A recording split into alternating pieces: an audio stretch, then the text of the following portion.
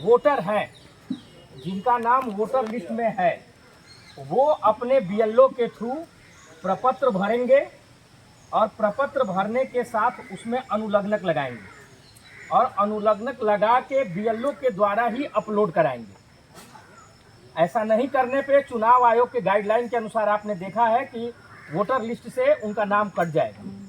तो इस मुहिम में आप सहयोग कीजिएगा अपने बीएलओ से। अभी टोटल फॉर्म नहीं आया है, आज 8 बूथ का और आया है, कल परसों तक टोटल आ जाएगा। आपके बीएलओ आपके घर तक जाएंगे, आपको प्रपत्र देंगे, आप उस प्रपत्र को भरिएगा, उसमें अनुलग्नक लगाइएगा और उसको क्या कीजिएगा, बीएलओ को बोलिएगा कि अपलोड कर दे। ऐसा करने के बाद आप परसिस्ट हो जाएंगे, उसमें आपका नाम सतर्कता के लिए हो जाएगा, अन्यथा चुनाव आयोग के विवेक पे डिपेंड करता है। तो वो एक आवश्यक काम है, उसमें बात कर लेंगे हम लोग। सवाल है हाँ, यहाँ तो बगल में नेपाल है और बहुत सारे लोग के नेपाल में शादी हुआ है। हाँ, और उस महिला के माता पिता का तो कोई ग्रुप नहीं मिलेगा यहाँ का, उसका क्या होगा? नहीं होगा तो नहीं होगा। तो नेपाल से शादी होगा? नहीं, मैं बता रहा हूँ एक चीज।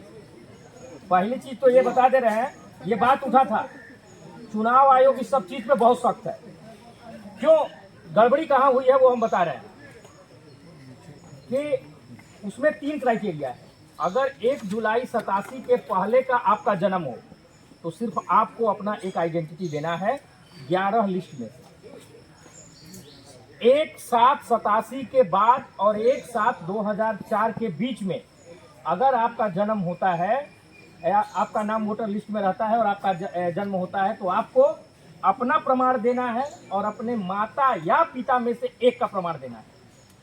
अगर 2004 के बाद ये है कि जो नेपाल बात सुनिए ना, पहले वीडियो साइड का बात तो सब समझ रहे कि हम हैं, हमारा कर लेंगे तो मैं माता पहले पिता बात का सुन लेना कर लेंगे।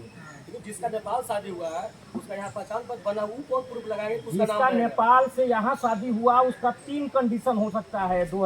1987 के पहले, बीच में, 87 से लेके 2004 के बीच में अगर आपका जन्म हुआ है तो आपका आइडेंटिटी और आपके माता या पिता में से एक की आइडेंटिटी अब इन पे आ रहे हैं। 2004 बता रहे, 2004 के बाद जिनका हुआ है उनका आइडेंटिटी और उनके माता और पिता दोनों की आइडेंटिटी का अनुलग्नक चाहिए। अब नेपाल वाली बात पे आ रहे हैं। नेपाल से जिन्होंने यहाँ पे आके शादी की, नियमतः उनको अपना नागरिकता त्यागना पड़ेगा नेपाल का।